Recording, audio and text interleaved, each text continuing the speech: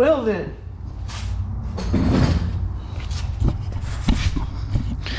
Maybe it won't be that bad.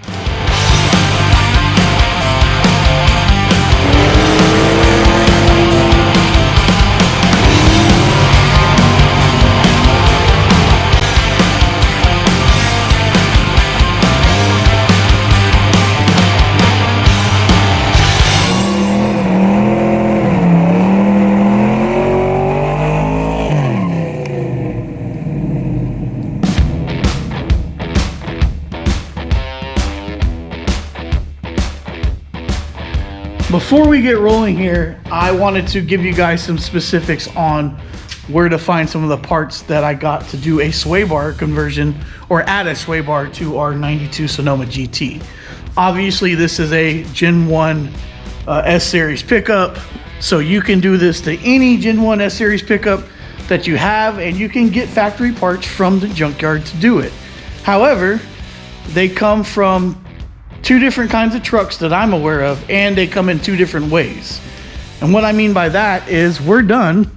I already have this on, and on this video I'm going to show you how we got it all done. But this is what we call a rear mounted sway bar because it's mounted facing the back of the truck. There's two different kinds of sway bars that the S-Series ZQ8 trucks have. They have one that's rear mounted and they have one that's front mounted. You can only use the rear mounted on this truck, so you'll have to do your research depending on what you're working on. But if your gas tank's here, it's going to be in the way of anything mounted from the front. So where do you find a rear mounted sway bar? From my experience, two places. And I think they're all from second gens, but I may be wrong on that. You might go out there and look for a first gen Blazer as well. But I said Blazer, so from my experience, you can get them from a 4-door second gen Blazer. It doesn't have to have the ZQ8 package. I think they all came with it because they're a larger vehicle. Or I got the brackets for this from a 2003 Extreme regular cab pickup. So they have them on those pickups as well. So if you're looking for one and you want to do the same thing, rounded second gen Blazer, 4-door, or S10 Extreme. So that's, if you need to find the parts, that's where you can find them. Happy hunting at the junkyard. Let's get to it. It's been a couple days since I was wrenching on this thing, and I have come into a bit of a conundrum. These are the brackets that I have for the rear sway bar, and they mount down here in this spring pocket.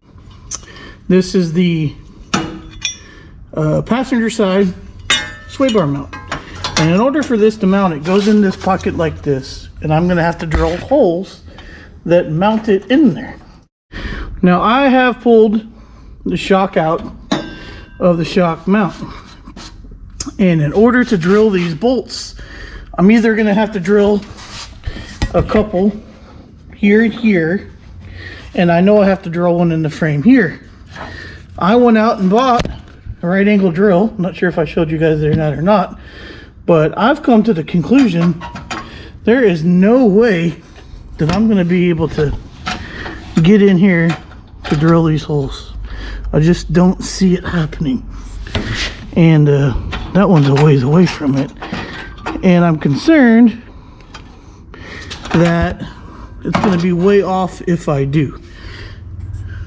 Now, there are some people that have made it work, and they said they used a Harbor Freight drill, which might be less narrow here than this one is. But I'm not going to take that one back and buy another one just to try to make this work. What I think I have come up with is I'm going to probably remove these shock towers. There's 4 rivets, and I think it's going to be easier to remove the rivets and pull these out and drill them like they're supposed to be and then put them back in than trying to force a right angle drill. But I am going to mess with it for a minute, just to see what we're working with, and then I'll get right back with you. All right, spoiler alert, I was able to get this done, and in all honesty, I'm done. I've got them in on both sides, and you'll see how I do that here in just a second. But why don't I go over some tools before you get started, if that's kind of the information that you're looking for. So I bought this Milwaukee right angle drill. I think it was $129 at Home Depot. I used a 7/64 drill bit, brand new out of this Ryobi box, to start the hole, to get it all started. And then I used my step bit from there. This combination is just barely short enough to get inside the frame rail, or the boxes here. It's not perfect. It was at a little bit of an angle, but I got it done. And from there, file out your holes. I used a center punch underneath by matching up the brackets together. I took this one off, put it underneath there, matched it up. You'll see that. And then some pairs of vice grips. I used this to clean out some stuff, but vice grips held the brackets in place while I drilled the holes, or at least the pilot holes, and I pulled them off and hogged them out. So it will work. You don't have to pull the shock towers off. You could. You know, I don't think it's a terrible idea if that's what you're going after. But this worked, and I didn't have to pull them off.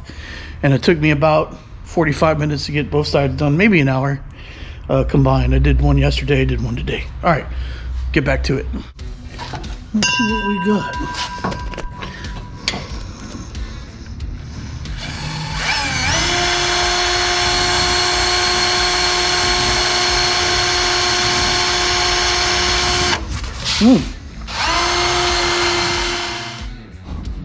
It's kind of working, guys.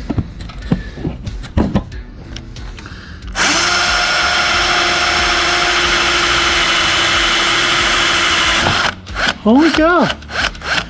Wow. Well,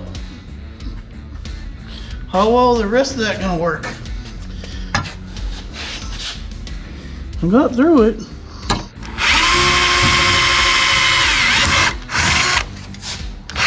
Oh. Well then.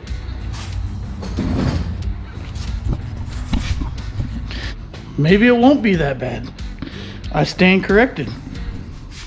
Let me see if I can hog these out now with a bigger drill bit.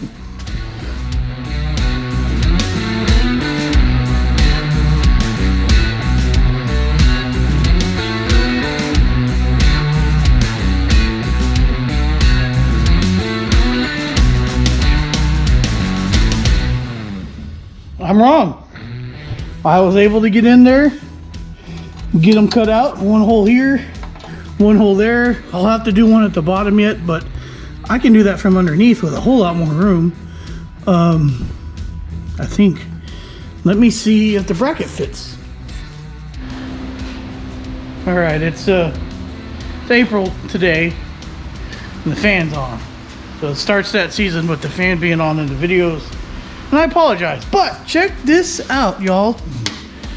Sure enough, I was able to drill those holes. Now there's still one to drill that you can see down in there that's on the bottom of the bracket. Let me show you the other side. So there, this one will mount like this, frame there. Now these are threaded, and what I'm finding out on this bracket is the bolt goes in a little crooked, which is okay. It's not hurting anything. I did have to over drill them just a little, but they're nice and tight in there. We're golden. So, all right, passenger side, driver's side.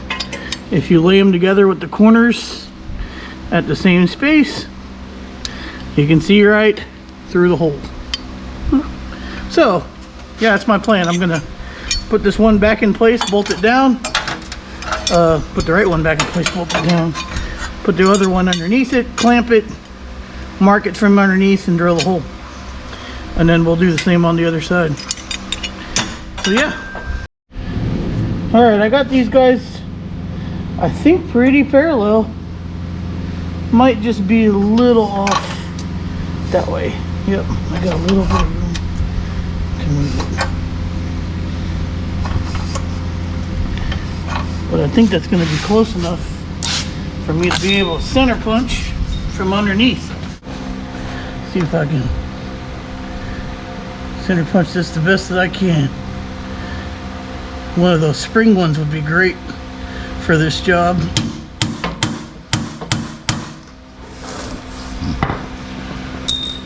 Alright, pull everything off, drill, put everything back together.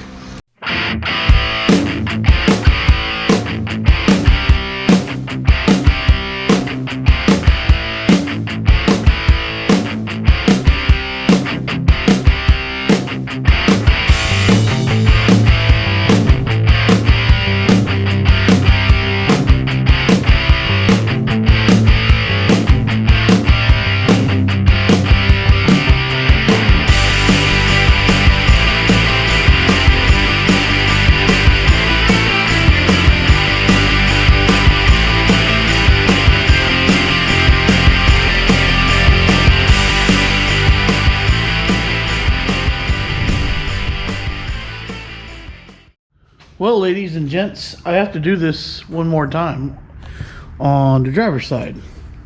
Now, I'm just going to go ahead and get it done, but I wanted to be very specific about what I used to make this happen so you guys know. Let me get it all set up in place here. I'll get you guys with a bird's eye view, maybe. I don't know if it's a bird's eye view. But see if I can get this set up. So I take the bracket. This bracket is the driver's side. It should be pretty self-explanatory. It just kind of goes in underneath this shock tower, I guess you could call it. And then I'm taking my vice grips and I'm wrenching it down. Alright, well, you gotta play with the positioning a little bit, but I'm gonna lock it down there. What I'm worried about is this back bolt here. You can see through the deal. This one, maybe. This one, is this it? Probably not. This one, right there, that one. You want to make sure that there's enough frame for that thing to bolt into. So just moved it around a little bit, clamped it in place. Now let's see if we can do some center punching. Maybe not. Doesn't look like that's going to be the best thing we can do. That didn't go as planned. I'm not able to center punch that as well either, so it means that these holes are probably going to be a little bit off kilter, and I'm going to have to enlarge them like I did the other side. That's what washers are for, right? Anyway.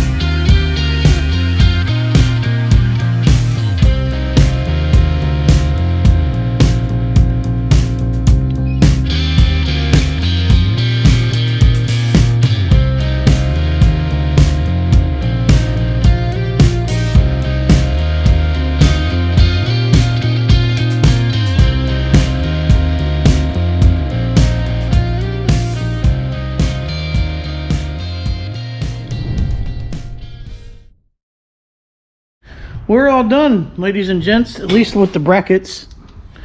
You can see all 3 bolts are in there, 2 there, 2 on the outside here, 2 on the outside here. I put some washers in there because I got a little close on the edge on that one, and then the last bolt there.